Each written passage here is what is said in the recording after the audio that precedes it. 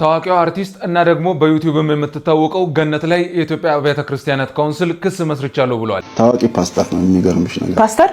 በተጨማሪም አርቲስት አንተነም ላይም ክስ መስርቷል። እኔ ወንድ ወዳጅ ነኝ አለ። በስማ ለምን መሰረተ? እነሱስ ምን ብለው ነው ምን አድርገው ነው የሚለውን ከዚህ ቪዲዮ መልስ ታገኛላችሁ። በሁለተኛ ደረጃ በጋምቤላ ክልል ትላንትና ከትላንት ወዲያ በጣም ህዝቡ ሲያማረርና ሲጨነቁ ነው የዋሉት። ይሄ ሁሉ ከብት ምን ይሰራል ጋምቤላ ውስጥ? ምንስ እየተፈጠረ ነው እየተከሰተ ነው ያለው የሚለውንም ከዚህ ቪዲዮ መልስ ታገኛላችሁ። በመጨረሻም ደግሞ ንቃተ ህሊናና ጆኒ የሚባሉ ሁለት ፋይተሮች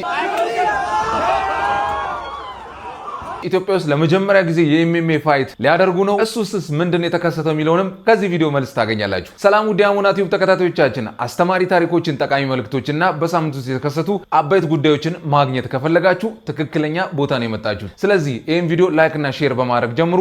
አሞና ቲዩብንም ሰብስክራይብ በማድረግ ቤተሰብ ሁኑ። አርቲስት ገነት ንጋቱና አርቲስት አንተነህ የኢትዮጵያ አብያተ ክርስቲያናት ካውንስል በትናንትናው ዕለት ክስ መስርቻለሁ ብሎ ይፋ አድርጓል።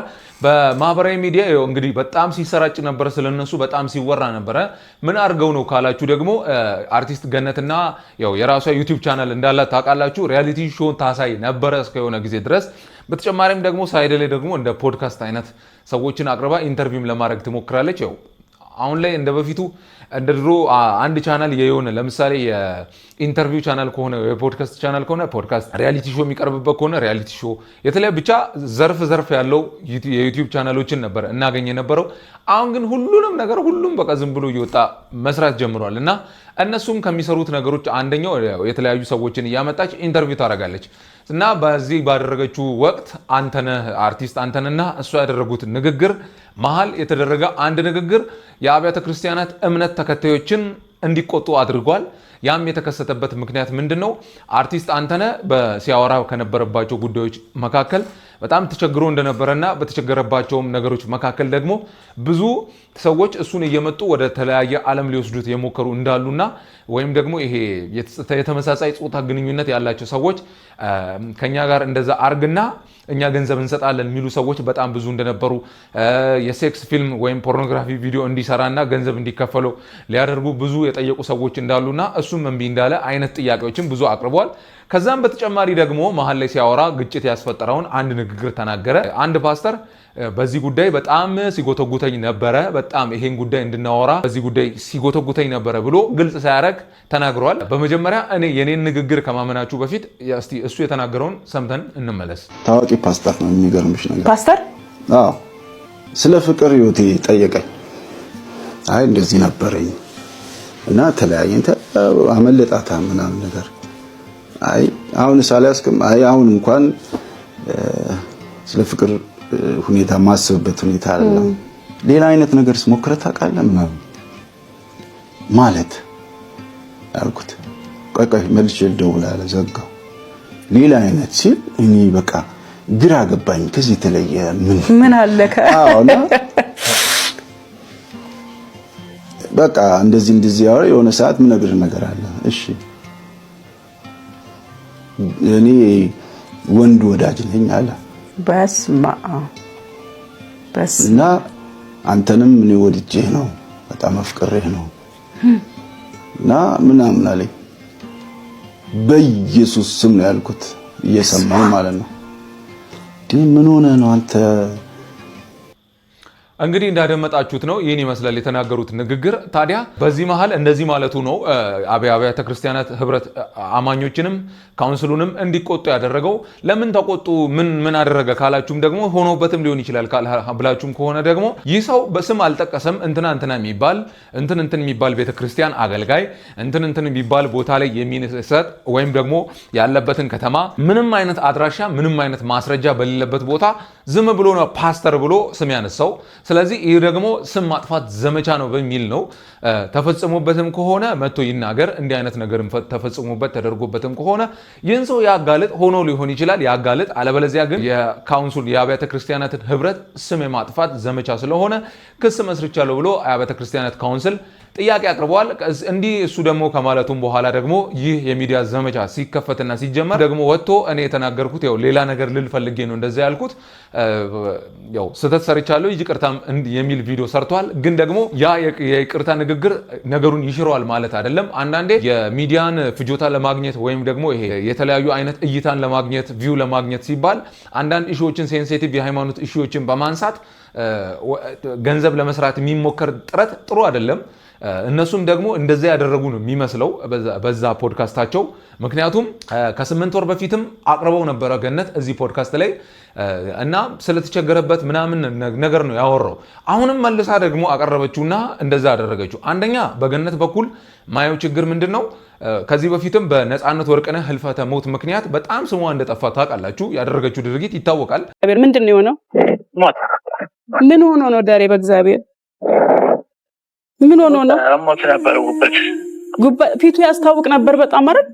ነፃነት ወርቅነህ ህይወቱ አልፎ ሰዎች ምን ሆኖ ነው ብሎ በሚሯራጡ ጊዜ እሷ ቪዲዮ ከፍታ ሰዎች ጋር እየደወለች ሪያሊቲ አይነት ምናምን ለመስራት ስትሞክር ነበረ እና ይህ ነገር ትክክል እንዳልሆነ በጣም የኢትዮጵያ ህዝብ ሲተቻት ነበረ። ከዛ በኋላ እይታዋን ገብታችሁ ብታዩ ትክክል አይደለም፣ ዩቲዩብ አይታይላትም በደንብ እና አሁን ያን ነገር ለማካካስ ፈልገ የመጣች ይመስላል የሃይማኖት ኢሹን በማንሳት። ይህም ሰው ደግሞ ለእሷ ግብአት ሆኖ ጀስት መጥቶ አውርቷል። ግን ደግሞ የተናገረው ነገር ትክክል አለመሆኑን አንዳንዴ ተናግሮ ዝም ብሎ ማለፍ ይሄ የመናገርን መብት አለኝ ብሎ መናገር ብቻ ዋጋ እንደሚያስከፍል የሚያሳይ የአብያተ ክርስቲያናት ካውንስል የህብረቱ አባላትም ሰዎች ሶሻል ሚዲያ ላይ ባደረጉት ርብርብ ወጥቶ ደግሞ ነገሩን አደባብሶ ለማለፍ ይቅርታ ቪዲዮ ሰርቶ ነበረ። ተመልከቱ እስቲ ስሙት። እሱ ነው ይሄን ፓስተር የተባለው ደግሞ ፕሮፌት የሚል ነው የፌስቡክ አካውንት። በዛ እንትን ይል ነበር። ወደ ሌላ ነገር ሲገባ ቶሎ ብሎ ራሱ ሁሉንም ነገሮችን ፎርማት እንደገና ደግሞ ስልኩንም እንትን አላለም። ለምን ይሄ ነገር ይመጣል ብዬ አልጠበኩም። ይሄ ነገር ይመጣል ብዬ በጠብቅ እያንዳንዱ ነገር ሪከርድ አደረግ ነበር። ብቻ የተናገሩት ንግግር ይህን ይመስላል። እሱም ያለው ከዚህ በኋላ ገነትም ምን ትላለች የሚለውን እንጠብቃለን። ያው ከተናገረች መልሼ ወደ እናንተ አቀርባለሁ። ግን ያው ካውንስሉ የሚናገረው ወይም ደግሞ የፍርድ ሂደቱ ደግሞ ምን ይመስላል የሚለውን ደግሞ እስቲ እናያለን ወደፊት። ያው ያንንም ነገር ደግሞ ወደ እናንተ መጥቻ አቀርባለሁ። በሁለቱ መካከል የተፈጠረው ይህ ነው። የተመሰረተባቸውም ክስ በዚህ ምክንያት ነው። ስለዚህ የአብያተ ክርስቲያናት ካውንስልም የአብያተ ክርስቲያናት ህብረት አባላትም ስማችንን አጥፍቷል በሚል ነው ግልጽ ስላልተደረገ። ስለዚህ ያም ሰው እንደሌለ ነው ይሄ ሰው እየተናገረ የነበረው እና በነፃነት የማውራት መብታችንን ተጠቅመን ሌሎችን ልንጎዳ አይገባም። ትክክለኛ ስራ ልንሰራ ነው የሚገባው ብዬ አስባለሁ። ይህን ደግሞ ሁሉም የቤተ እምነት አባላት ይቃወሙታል ብዬ እጠብቃለሁ። ምክንያቱም ልክ ነው፣ የነሱም ሁሉም ቤተ እምነት ሊነካ አይገባም። ስም የማጠልፈሸት ዘመቻ ሊደረግ አይገባም። ስለዚህ ሁሉም ቤተ እምነት አባላት ደግሞ ተስማሙበታላችሁ ብዬ አስባለሁ። ወደ ሁለተኛው ጉዳይ ደግሞ ስናልፍ ትላንትና ከትላንት ወዲያ የጋምቤላ ነዋሪዎች በጣም ሲማረሩ ነበረ። ሲማረሩ ከነበሩባቸውም ጉዳዮች መካከል አንደኛው በጣም በቃ በ10 ሺዎች የሚቆጠሩ ከብቶች ከተማ ውስጥ ሞልተው ነበረ የጋምቤላን ከተማ። እነዚህ ከብቶች ደግሞ የሚጥሉት እበት፣ የሚሸኑት ሽንት እና ደግሞ የትራፊክ መጨናነቅ ደግሞ በጣም ፈጥሮ ከተማዋ በጣም ክራውድድ ሆና ሸታ ገምታ ነው ያለችው። የጋምቤላ ነዋሪዎችም አንዳንድ ነዋሪዎች እንዲህ አይነት ቪዲዮ በመስራት ምሬታቸውን ሲናገሩ ነበረ። እሱንም ስሙት እስቲ። ጋምቤላ የማንንም መጫወቻ ሆነን እንቅር ማለት ነው። እንግዲህ ጋምቤላ ከተማ በአሁኑ ሰዓት በእበትና በከብቶች ሽንት ግማት ተጨማልቆ ነው ያለ ማለት ይቻላል። እንግዲህ ይህን ይመስላል። እነሱም ደግሞ እንዲያማረሩበት ምክንያት አሁን በነገርኳቸው ችግሮች ምክንያት ነው። እኚህ ሰዎች ግን ማን ናቸው የሚለውን ልንገራችሁ። እኚህ ሰዎች ፈላታ ወይም ደግሞ ፉላኒ ተብለው ይጠራሉ። መነሻቸውን ከሴኔጋል አድርገው በናይጄሪያ አድርገው ነው እዚህ ምስራቅ አፍሪካ ድረስ የሚደርሱት። በደቡብ ሱዳን አድርገው ነው ደግሞ ወደ ኢትዮጵያ የሚገቡት። ድንበር አካባቢ ይሰፍራሉ። በህዝብ ብዛታቸው 40 ሚሊዮን የሚደርሱ ናቸው በስብስብ እና እኛ 40 ሚሊዮን የሚደርሱ ዘላን ናቸው። አንድ ቦታ ተቀምጠው ሀገሬ እንትና ነው የሚሉ የላቸውም። በተለያየ አይነት ሀገር ነው በቃ እየዞሩ ምስራቅ አፍሪካና ምዕራብ አፍሪካን እያለፉ እያቋረጡ የሚሄዱትና ለነሱ ውሃና ሳር የሚበሉትን ከብቶቻቸው የሚመግቡትን ነገር ካገኙ ሁሉም ቦታ ነው የሚሄዱትና በዛ ምክንያት ነው ጋምቤላ ውስጥ የገቡት እና ጋምቤላ ውስጥ ቁጭ ብለው ነበረ እና አሁን የሚወጡበት ጊዜ ደርሶ ያለ አጋጣሚ ጋምቤላ ውስጥ ያለ ወንዝ ይሞላል እና መሻገር ይከብዳቸዋል። ያው አጋጣሚ እንደው ለመሻገርም ሲሞክሩ ደግሞ የተለያዩ የከብትም የተለያዩ አይነት ሰዎችም ሞተውባቸው ነበር እና የጋምቤላን ክልል መንግስት አስፈቅደው ሊሻገሩ አንድ ድልድይ ናት ዋና ድልድይ ያለችው ጋምቤላ ላይ እሱን ድልድይ ሊሻገሩ ሲሞክሩ በጣም ክራውድ ተፈጥሮ ህዝቡም ሲያማረር ነበርና በዚህ ምክንያት ነው እንዲህ ሲሆን የነበሩት። ይሄ ፉላኒ የሚባል ማህበረሰብ እንግዲህ አንድ ሰው በዚህ ማህበረሰብ ውስጥ ከነበሩ አንድ ሰው እስከ 200 ከብቶች ይኖሩታል ተብሎ ይታሰባል። እኚህ ሰዎች ደግሞ በሺዎች ነው ወደዚህ ሀገር የሚመጡትና አስቡ፣ አንድ ሰው 200 ከብት ካለው እኚህ ሰዎች ቢባዛ በ10 ሺዎችና በ20 ሺዎች የሚቆጠሩ ከብት አንድ ቦታ ተለቆ ሲመጣ በጣም ብዙ ነው ያው ትንሽ በጣም ያስጠላል ለነዋሪዎች ትንሽ የሚደብር ነገር ነው የሚፈጠረው እና ለዛ ነው እንዲህ አይነት ነገሮች ሲፈጠሩ ነበርና ያው እስቲ ሁኔታውን ግን መንግስት ደግሞ አይቶ ይፈታላቸዋል ብዬ አስባለሁ ወይም ደግሞ ሌላ አይነት መንገድ ይፈጠርላቸዋል ብዬ አስባለሁ። ይህን ይመስላል ጋምቤላ ውስጥ የተፈጠረው ነገር። ወደ ሶስተኛው ጉዳይ ደግሞ ሳልፍ በትላንትናው ዕለት ንቃተ ህሊናና ጆኒ የሚባሉ ሁለት ሰዎች ሲጣሉ ነበረ። እንደዚህ በምታዩት መልኩ ቪዲዮአቸውን እንግዲህ አስገብልቼላችኋለሁ ኢንትሮም ላይም እዚህ ላይ ታዩታላችሁ። እና ምንድን ነው የተፈጠረው ካላችሁ እነዚህ ሰዎች ሁለት ሰዎች የተለያየው አንደኛው ጁጂትሱ የሚባል የስፖርት አይነት የሚሞክር አይነት ሰው ነው። አንደኛው ደግሞ የተለያዩ አይነት የትሪት አይነቶችን የስፖርት አይነቶችን ባለበት ቦታ ሆኖ የሚያሳይ በቲክቶክ ሰው ነው፣ ታዋቂ ሰው ነው ንቃተ ህሊና የሚባለው። እናም እኚህ ሁለት ሰዎች አጋጣሚ ፉክክር ይጀምራሉ ቲክቶክ ላይ። ያው የሁለቱም ነገር ይጀምራል። ማን ፋይት ይግጠም፣ እኔ እበልጣለሁ የሚል ነገር ይነሳል። አጋጣሚ ደግሞ ጆኒ የሚሰራበት ስዊት ቦክስ ባለቤት ጌች የሚባል ሰው ነው። ያም ሰው ደግሞ እኔ ዝግጅት ላዘጋጅና እናንተ ፋይት አድርጎ አለ።